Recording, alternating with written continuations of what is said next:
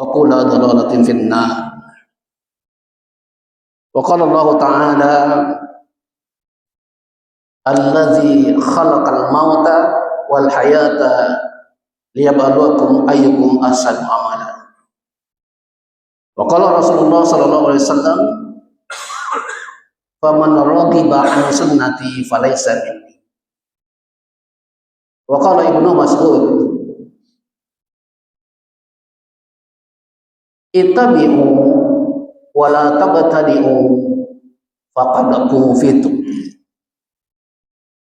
Jamaah yang dirahmati Allah Subhanahu wa taala, di dalam kita beribadah ada petunjuk, terutama di dalam Al-Qur'an, sebagaimana kita sebutkan tadi di dalam ayat atau surat Al-Mulk, surat At-Tabarak, ayat yang kedua. Kemudian juga ada petunjuk dari Rasulullah sallallahu alaihi wasallam dalam sebuah hadis, di mana riwayatnya adalah muttafaqun alaih. Kemudian yang ketiga adalah asar dari sahabat Ibnu Mas'ud. Dengan demikian jemaah rahimani wa rahimakumullah, yang harus kita perhatikan di dalam kita beribadah tentu tidak lain adalah sebelum kuantitas, sebelum jumlah, maka prioritaskanlah terlebih dahulu yakni kualitasnya. Bagaimana ibadah itu berkualitas? Tentu tidak lain adalah yang pertama, ibadah itu yang harus diperhatikan adalah ikhlas. Dan yang kedua adalah mutaba'ah, mengikuti petunjuk dari Rasulullah sallallahu alaihi wasallam. Mudah-mudahan dengan waktu kita yang terbatas nanti saya akan uraikan ini dengan dalil-dalil yang ada. Yang pertama jemaah yang dirahmati Allah Subhanahu wa taala, di dalam kita beribadah adalah merupakan yang harus kita prioritaskan. Yang pertama adalah bagaimana supaya kita beribadah itu ikhlas kepada Allah Subhanahu wa taala, dengan artian adalah bahwa tidak ditunjukkan ibadah itu kepada siapapun kecuali hanya kepada Allah Subhanahu wa taala. Mana dalilnya? Sebagaimana tadi ayat yang saya sudah bacakan, Allah Azza wa Jalla berfirman, allazi khalaqal mauta wal hayata liyabluwakum ayyukum ahsanu amala. Allah lah yang menciptakan hidup mati. Allah lah yang menciptakan hidup. Liyabluwakum ayyukum ahsanu amala. Untuk menguji siapa di antara kalian yang paling ahsan amalnya. Ya. Fudail bin Iyad rahimallahu taala, beliau mengatakan bahwa kualitas di dalam seseorang itu beramal adalah yang pertama dia perhatikan ahsan. Ahsan di sini tidak lain adalah yaitu keikhlasan. Keikhlasan di sini tidak lain adalah bahwa ibadah itu kita tunjukkan, kita kerjakan ya untuk Allah Subhanahu wa taala tanpa ada kepentingan yang lain. Allah Azza wa Jalla berfirman di dalam surat Al-An'am ayat 162. Qul inna salati wa nusuki wa mahyaya wa mamati lillahi rabbil alamin la syarika lahu wa bidzalika umirtu wa ana awwalul muslimin. Artinya, qul, katakanlah ya Muhammad, sesungguhnya salatku, wa nusuki di sini sebenarnya pengertian yang secara khususnya adalah yaitu penyembelihan. Tetapi secara umum diartikan oleh para ulama, wa nusuki di sini adalah ibadahku. Wa mahyaya wa mamati, hidupku dan matiku lillahi rabbil alamin. Aku serahkan secara totalitas kepada Allah, ya, pencipta alam semesta. La syarika lahu, tidak ada sekutu baginya. Wa bidzalika umirtu, dan demikian itulah aku diperintahkan. Wa ana minal awwalul muslimin, dan aku adalah orang yang pertama berserah diri kepada Allah Subhanahu wa taala.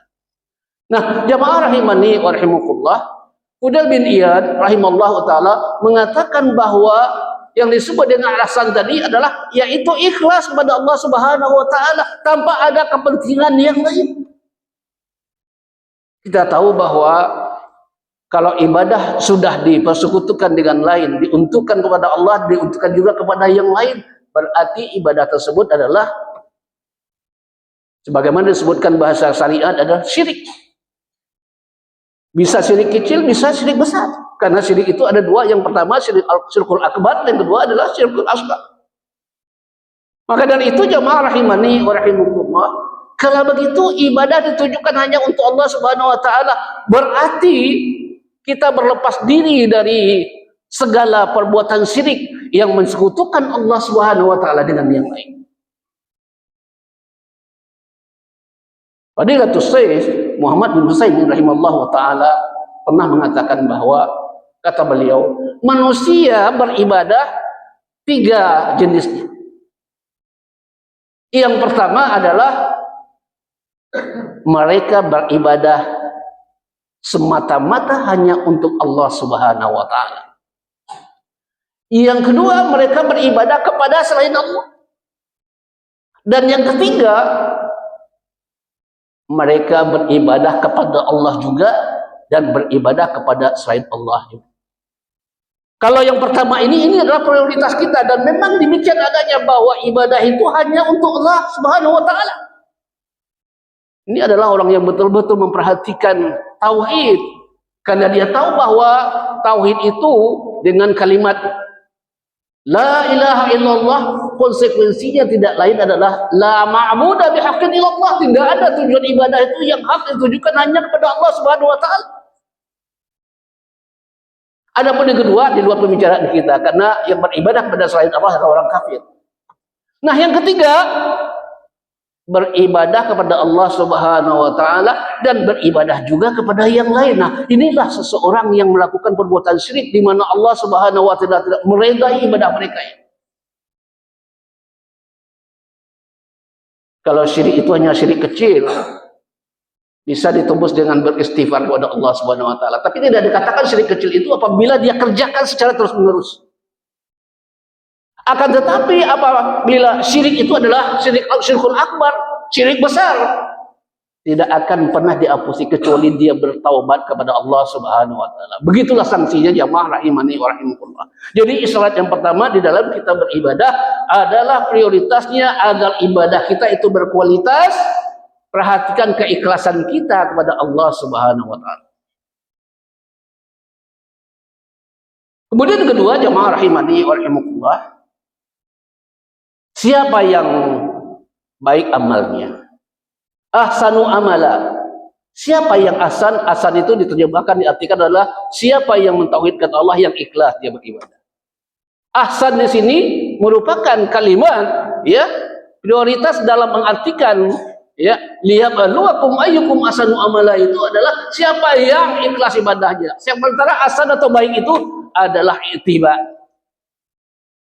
Arti ittiba itu adalah bahwa apabila seseorang beribadah tidak keluar dari petunjuk dari Rasulullah sallallahu alaihi wasallam, ya, tidak ada inovasi, tidak ada inisiatif di dalam beribadah kecuali sudah ada.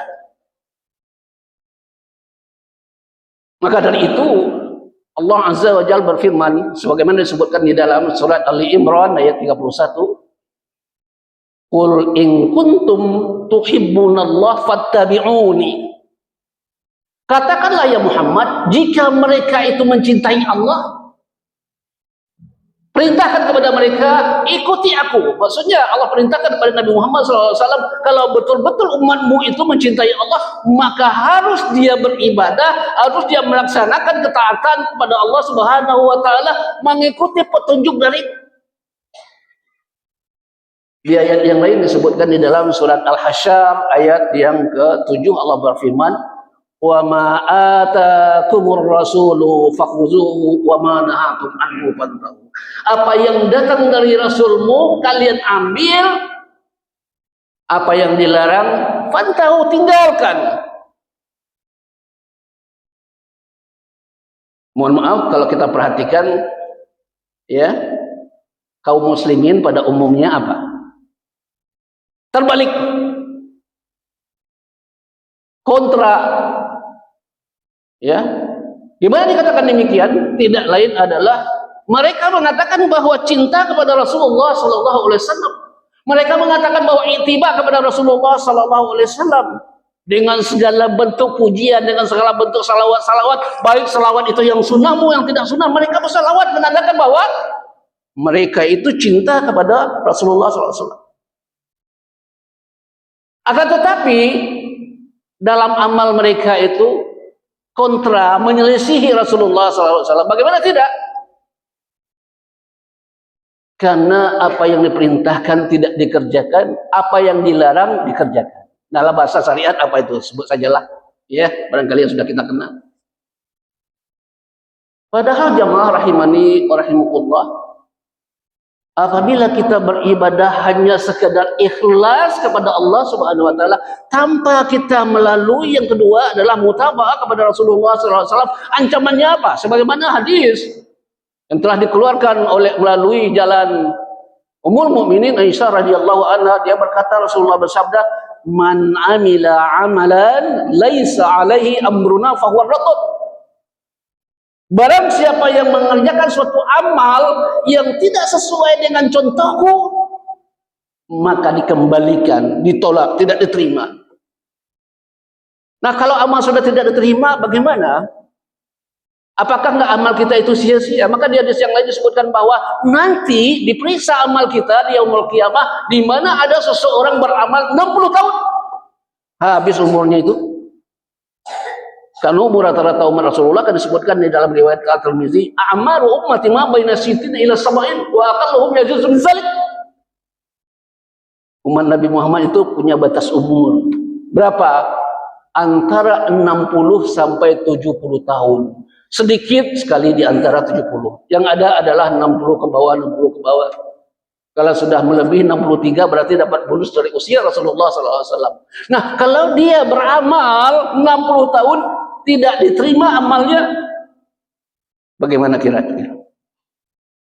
Sia-sia kita beramal selama 60 tahun tapi diterima oleh Allah Subhanahu wa taala. Kalau sudah amal tidak diterima oleh Allah Subhanahu wa taala, bagaimana nasib kita ini? Karena nasib yang diperhitungkan adalah bukan nasib di dunia. Kalau nasib di Indonesia ini ya terlalu enteng-enteng saja. Tapi kalau sudah namanya nasib kita di akhirat, di mana perbedaan waktu satu hari di akhirat bedanya 50.000 tahun kehidupan dunia. Maka dari itu jamaah rahimani wa rahimakumullah, kita harus ittiba sunnah. Harus kita mengikuti Rasulullah sallallahu alaihi wasallam. Walaupun kita melakukan ibadah itu hanya sedikit, tetapi kalau mengikuti sunnah, lagi-lagi perkataan seorang Ibnu Mas'ud, al-qasdu minal ibadah khairu minal ijtihadi, ya, fil bid'ah, kata beliau. Artinya adalah bahwa bersedang-sedang kalian dalam beribadah mengikuti sunnah jauh lebih baik ketimbang kalian bersungguh-sungguh adalah membuat bid'ah, melakukan sesuatu ibadah yang tidak pernah dicontohkan oleh Rasulullah SAW, yang tidak pernah Rasulullah mengerjakan. Jangankan Rasulullah, sahabat saja tidak. Saya bawakan sahabat di sini karena apa? Karena sahabat itu adalah manhaj mereka, al-sunnah wal jamaah. Manhaj mereka adalah manhaj Rasulullah SAW yang tidak akan pernah menyelisih Rasulullah SAW dalam beramal. Makanya para sahabat disebutkan di dalam hadis Bukhari, khairun nas, generasi terbaik. Khairun nas qarni summal ladzina yalunahum summal ladzina yalunahum. Sebagai manusia, sebagai generasi, sebagai kurun adalah siapa mereka? Yang pertama adalah para sahabat. Summal ladzina yalunahum. Kemudian sudahnya siapa? Tabi'in. Yang ketiga adalah summal ladzina yalunahum, tabi'ut tabi'in.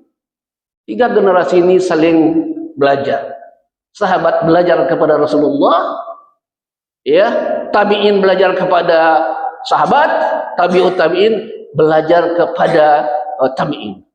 Dan termasuk diantaranya Imam Ahlus Sunnah bermanhaj salaf. Siapa dia? A'immatu arba'. Siapa a'immatu arba' itu? Kalau kita kan kenalnya imam mazhab ya, imam mazhab. Siapa? Imam Abu Hanifah rahimahullah taala, kemudian Imam Malik rahimahullah taala, kemudian Imam Syafi'i rahimahullah taala, kemudian Imam siapa? Ahmad rahimahullah taala. Itu semua adalah imam mujtahidin, imam yang ahlu sunnah, yang paling ketat kepada sunnah. Jadi kalau ada jamaah mengklaim bermazhab ini dan itu, perhatikan. Jangan asal mengklaim diri, perhatikan kaidah-kaidah yang telah dilakukan, yang telah diisyaratkan oleh para mujtahidin tersebut. Secara sepakat mereka mengatakan, jangan ikuti kami kalau kalian tidak tahu dari mana dasar kami mengambilnya. Ya, iza sahul hadis fahuwa mazhabi. Kalau ada hadis yang sahih, itulah mazhab kami. Tapi anehnya jamaah rahimani wa rahimakumullah, ada orang yang mengklaim-klaim memiliki mazhab tertentu, akan tetapi bagaimana akidahnya jauh dari mazhab itu. Bagaimana ibadahnya, apalagi ibadahnya jauh daripada itu. Yang ada adalah mereka membuat-buat suatu ibadah, padahal kalau dilihat apakah mazhab Anda itu melakukan demikian, imam mazhab itu memerintahkan demikian, ternyata tidak. Jadi hanya mengklaim diri saja, tapi tidak pada realisasi yang sebenar. Nah, maka dari itu jemaah rahimani wa rahimakumullah, syarat pertama sudah diisyaratkan tadi, beribadah adalah ikhlas kepada Allah Subhanahu wa taala. Syarat kedua adalah mutabaah, mengikuti Rasulullah sallallahu alaihi wasallam. Nah, kemudian yang ketiga, jangan kita membuat-buat suatu ibadah. Di dalam beragama tidak ada inovasi, ingat. Ya, yang ada adalah sebagaimana Allah perintahkan, sebagaimana Rasulullah sallallahu alaihi wasallam mengerjakan, itulah agama. Ya. Tapi di zaman kita sekarang ini tidak memperhatikan hal yang demikian. Menurut mereka apa yang mereka kerjakan baik, apa salahnya? Apalagi mereka mengatakan walaupun Nabi tidak mencontohkan, tapi ini baik. Sekarang standar kebaikan itu dari siapa? Menurut kita.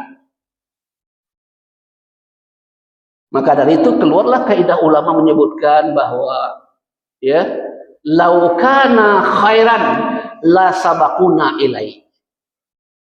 Ya, laukana khairan la sabaquna. Jika kalian menganggap itu baik, generasi terbaik pasti telah mendahului kita. Generasi terbaik pasti sudah mengerjakan. Ya. Jadi kalau kalian anggap itu baik, pasti kami lebih dahulu melakukan kebaikan. Karena ahli dari kebaikan di dalam Islam itu adalah sebagaimana tadi saya sebutkan 3 generasi yang tidak akan pernah lagi muncul sampai hari kiamat. Maka dari itu jamaah rahimani wa rahimakumullah, kaidah kita di dalam beribadah, sehingga Nabi mengatakan apa? Man ya'is minkum, apabila kalian hidup lama, fa sayartilafan katsira, kalian akan mendapatkan perbedaan yang banyak. Apa wasiat Rasulullah? Fa'alaikum bisunnati wa sunnatil khulafaur rasyidin al-mahdiyyin qaddu layha bin nawajiz. Berpegang teguhlah kalian kepada sunnahku, sunnah khulafaur rasyidin, dan yang lurus, yang mendapatkan petunjuk dari Allah Subhanahu wa taala, dan gigitlah dia dengan gigi geraham. Jamaah rahimani wa rahimakumullah, kita harus siap dengan mental kita. Kenapa? Kalau saya bicara seperti ini, kalau didengar bagi orang-orang banyak, akan dikucilkan. Kenapa tidak? Beda dengan kita. Enggak umum dia beribadahnya itu. Dan kemudian menyebut dengan nama-nama macam-macam. Alhamdulillah. Karena kita tahu bahwa yang namanya kebaikan itu, ya, tidak terbilang. Karena apa? Dalam sebuah hadis yang sahih di mana Rasulullah SAW menyebutkan tentang iftirak. Nabi mengatakan tentang iftirak. Bagaimana iftirak itu? Perpecahan tentang umat Rasulullah SAW. Ya, terjadi itu. Karena apa? 3 doa Rasulullah SAW. Ya, 2 dikabulkan, yang 1 tidak. Doa yang pertama ketika musim hujan, jangan menghanyutkan, jangan menenggelamkan, terkabul. Kalau musim kemarau, jangan sampai membinasakan.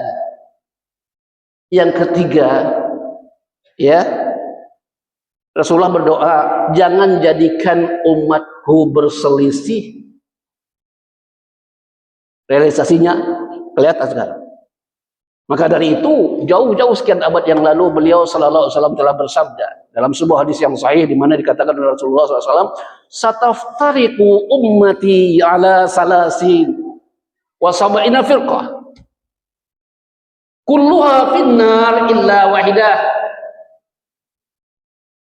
Ya, al-wahidah bermakna al-jamaah. Ya, kata-kata al-jamaah ini ingat, dalam bahasa Arab bentuknya ini adalah mufrad. Bukan dikatakan al-jamaah itu adalah jamak, enggak. Kalau jamak itu al-jamaah, ainnya itu dipanjangkan. Maka diartikan di sini, umatku akan berpecah belah, akan berselisih, kata beliau, berapa banyaknya? 73 golongan.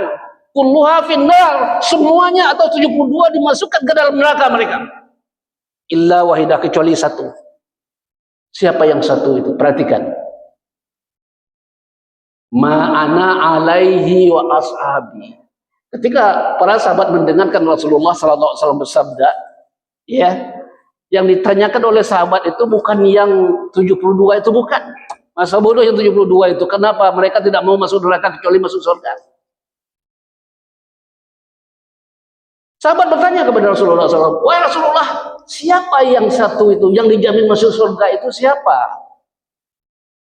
Ma'ana alaihi al-yaum wa ashabi, adalah orang-orang yang berada di atas sunnahkan, di atas sunnahku, kata beliau, dan sunnah sahabatku. Nah, jelasnya rahimani wa rahimakumullah, ittiba kepada Rasulullah itu adalah merupakan ittiba yang harus secara mutlak, tidak tawar-menawar. Dan kalau kita mencintai Rasulullah sallallahu alaihi wasallam, yang diinginkan oleh Rasulullah, ikuti sunnah beliau. Jangan kalian melenceng ke sana kemari, jangan kalian mengerjakan, membuat-buat suatu ibadah yang tidak ada dasarnya.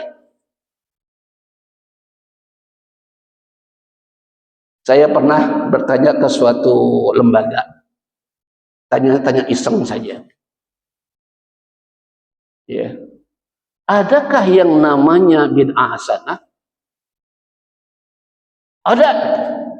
Bid'ah hasanah itu adalah apabila prinsip-prinsipnya tidak menyalahi kaidah-kaidah Islam. Ya.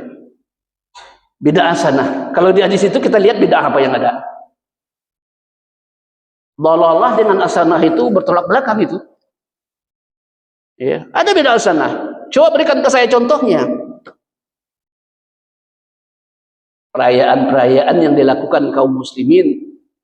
Saya balik tanya, apakah ada di zaman Rasulullah? Apakah Rasulullah mengerjakan? Apakah sahabat mengerjakan? Apakah tabi'in mengerjakan? Apakah tabi'in mengerjakan? Apakah a'immatul arba' mengerjakan? Oh, memang tidak. Lah kalau tidak, apakah itu syariat? Itu kan sesuai dengan prinsip-prinsip Islam. Siapa yang mengatakan prinsip-prinsip Islam yang demikian? Kalau yang prinsip-prinsip Islam itu adalah yang sesuai dengan contoh Rasulullah, yang diajarkan oleh Rasulullah. Maka dari itu, asar dari Ibnu Mas'ud ini menjadi pegangan bagi kita, walaupun perkataan salah sahabat tapi cocok dengan dalil. Apa kata beliau? Ittabi'u wa la tabtadi'u faqad kufitum. Ikuti saja yang sudah ada. Jangan kalian ikuti tidak ada. Yang sudah ada itu sudah mencukupi bagi kalian. Kalau dikaitkan dengan ayat, buka firman Allah di dalam surat Al-Maidah ayat 3. Bagaimana bunyinya? Allah Azza wa Jalla berfirman, Al-yawma akmaltu lakum dinakum wa atmamtu alaikum ni'mati wa raditu lakumul Islam madina. Ini sebesar-besar ayat di dalam syariat Islam. Ayat ini terakhir untuk syariat dan turun ketika Rasulullah SAW mengerjakan haji wada. Pada hari ini telah kusempurnakan agama kalian. Aku telah cukupkan nikmat buat kalian dan aku telah redha bahwa Islamlah bagi kalian. Kalau Islam kita akui sebagai agama kita yang diredai oleh Allah Subhanahu wa taala, tentu Islam yang tidak boleh keluar dari kaidah-kaidah yang ada. Sekalipun itu baik. Yang baik itu datangnya dari Allah dan Rasulnya, bukan menurut kita. Kalau menurut kita banyak yang baik. Tadi kok Mas Hafid sholatnya subuh kok 2 rakaat, sedikit banget itu, kurang baik itu. Kenapa nggak 6 rakaat tadi itu, 4 rakaat? Apa nggak baik?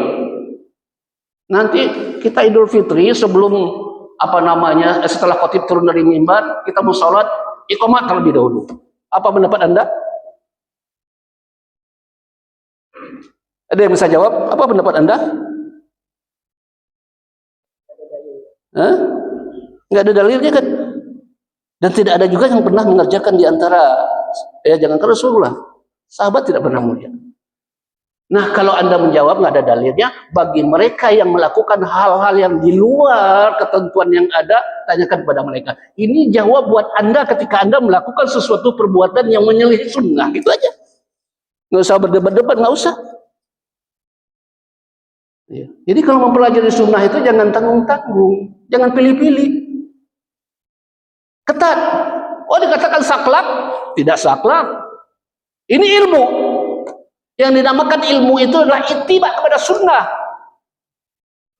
Yang dikatakan bidah adalah kebodohan atau taklid, karena Allah Subhanahu wa taala telah berfirman di dalam surat Al-Isra ayat 36, "Wala taqfu ma laysa laka bihi ilmun. Inna sam'a wal basara wal fuada kullu ulaika kana anhu mas'ula." Ya, bagi para penuntut ilmu, perhatikan baik-baik ini. Jangan taklid-taklid buta, belajar, buka dalil, buka Al-Quran, buka hadis.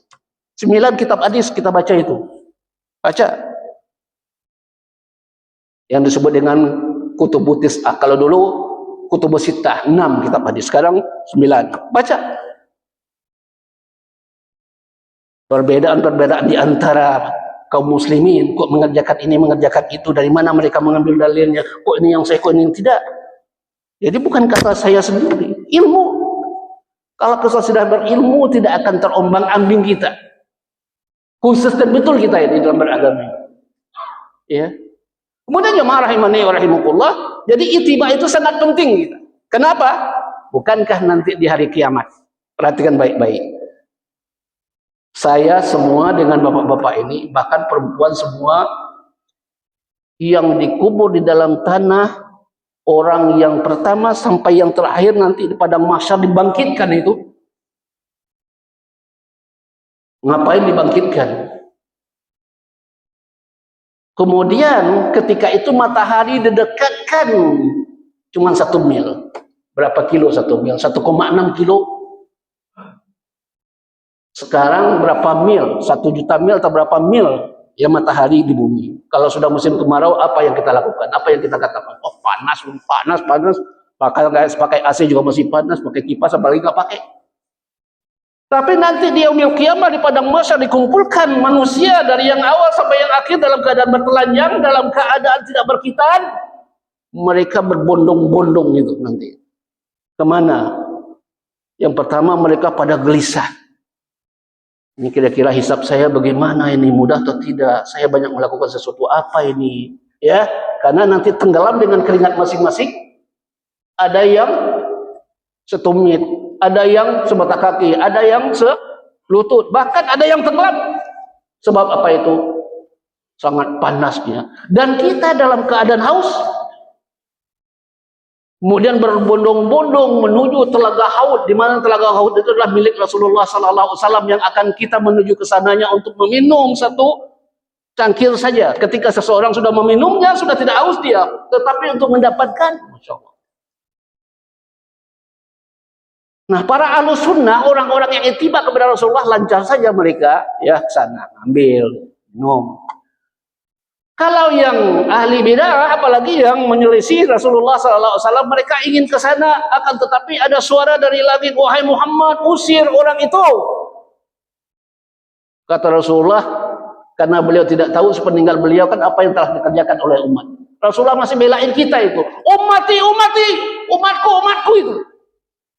Betul dia umatmu, tapi engkau tidak tahu apa yang telah dia perbuat sepeninggal engkau. Dia tidak beribadah menurut sunnahmu. Mereka mengatakan cinta kepada engkau, mereka tidak melakukan ibadah sesuai dengan petunjuk. Usir orang itu. Itu baru di padang mahsyar itu. Ya, belum lagi diperiksa amalnya sebagaimana tadi saya katakan ya, hampa, nggak dapat apa. Ya, diusir orang itu. Sampai-sampai ketika Rasulullah bersabda, Aisyah mengatakan, wahai Rasulullah, kalau kita telanjang nanti di padang mahsyar itu, nanti laki-laki yang matanya agak apa namanya, bukan lihat-lihat aurat kita ini, ya, namanya laki-laki, ya, melihat wanita dari depan dari belakang, ya, pakai baju di dunia pakai baju masih juga, tapi nanti kita telanjang semuanya, belum dikitan.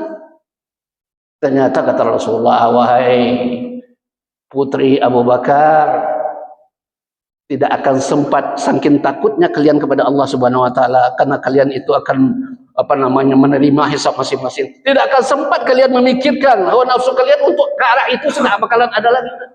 Yang ada bagi kalian bagaimana hisab ini saya mudah, bagaimana ini saya, bagaimana kebaikan saya, apa keburukan saya yang lebih banyak. Yang terpikir bagi kita hanya itu. Suatu ketakutan yang sangat dahsyat.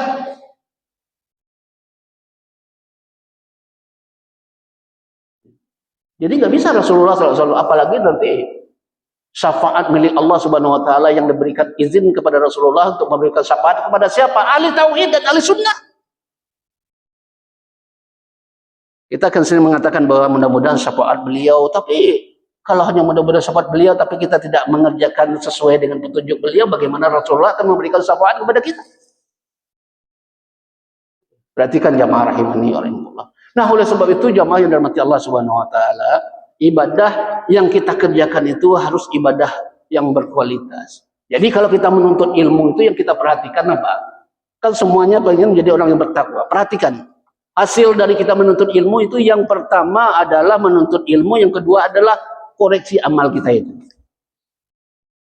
Ya, kita beribadah sudah lama ini, tapi bagaimana kualitas ibadah kita, perhatikan. Pelajari betul bagaimana cara kita beribadah, bagaimana kita mengikuti semua sunnah secara keseluruhan lah gitu ya, ibadah prioritas terutama. Ya. Nah, kemudian yang ketiga adalah kita berdoa agar menjadi orang yang bertakwa. Ya. Kenapa kok takwa? Bukankah kita nanti berbekal dengan takwa, tidak berbekal dengan pangkat, tidak berbekal dengan harta, tidak berbekal dengan ya keluarga yang besar-besar, istri yang cantik-cantik, tidak. Semuanya itu furnik dunia akan ditinggalkan itu. Tapi yang akan kita bawa nanti apa? Allah berfirman, "Fatazawwadu fa inna khairaz zad." Berbekallah kalian, ya, dan sebaik-baik bekal itu adalah takwa. Nah, ini diantaranya bahwa menuntut ilmu itu hasilnya adalah untuk memperbaiki amal kita. Jadi kalau ada orang menuntut ilmu kemudian ibadahnya masih begitu-begitu aja, ya, tahu di sini Bang Doni ada pelajaran sifat salat Nabi atau tidak? Nah, kalau ada, perhatikan betul bagaimana Nabi mengajarkan pada salat. Tidak ada lagi yang namanya takbir Allahu Akbar atau begini dong Allahu Akbar. Tidak lagi ketika bersedekap miring begini. Ya. Ini perhatikan, urut. Syekh Al-Albani rahimahullah taala telah mengarang sebuah kitab yang sangat berharga bagi kita itu. Kita bacain bagaimana sifat salat Nabi sallallahu alaihi wasallam mulai dari bertakbir beliau sampai salam itu begini. Saya belum dapat dalil ada orang setiap duduk di antara dua sujud menunjuk. Biasanya kalau kita menunjuk kapan itu? Tahiyat awal dan tahiyat akhir. Ini enggak, setiap duduk di antara dua sujud menunjuk. Saya enggak mau berbantah-bantahan yang demikian. Cuman karena saya enggak tahu, saya diam aja. Saya enggak lakukan demikian. Tapi kalau kita lakukan yang sunnah dibantah sama dia. Kok Anda salah 2 rakaat duduknya iftiras? Kok Anda ketika membaca assalamualaikum tidak dipakai ka lagi, sekarang dhamir ka itu dihilangkan? Assalamualaikum warahmatullahi wabarakatuh, nggak pakai ka lagi. Kenapa itu? Kalau kita sudah belajar sudah ada jawabannya itu. Assalamualaikum warahmatullahi wabarakatuh, juga assalamualaikum lagi. Kenapa? Assalamualaikum itu pakai domir ka, kata ganti ka itu adalah ketika Rasulullah dalam keadaan hidup. Kemudian diriwayatkan oleh para sahabat, antaranya Aisyah radhiyallahu anha, bahwa dia mengatakan Rasulullah telah mengajarkan kepada kami bahwa ketika Rasulullah sudah masih hidup, beliau mengajarkan tahiyatnya begini. Ketika beliau meninggal beliau mengajarkan assalamu ala nabi wa rahmatullahi wa barakatuh, bukan assalamualaikum. Ya. Oh, kalau begitu bukan yang diajarkan Rasulullah terlebih dahulu dikerjakan. Amal itu dinilai adalah yang terakhir. Innamal a'malu bil khawatim. Ya, kalau dulu boleh kita salah. Boleh kurang karena kita kurang ilmu. Begitu kita sudah berilmu, amalkan itu. Ini yang terbaik bagi kita. Jangan menuntut ilmu gugur kewajiban aja. Memang wajib, tetapi ya, menuntut ilmu itu membekas. Saya punya teman 20 tahun hampir ngaji.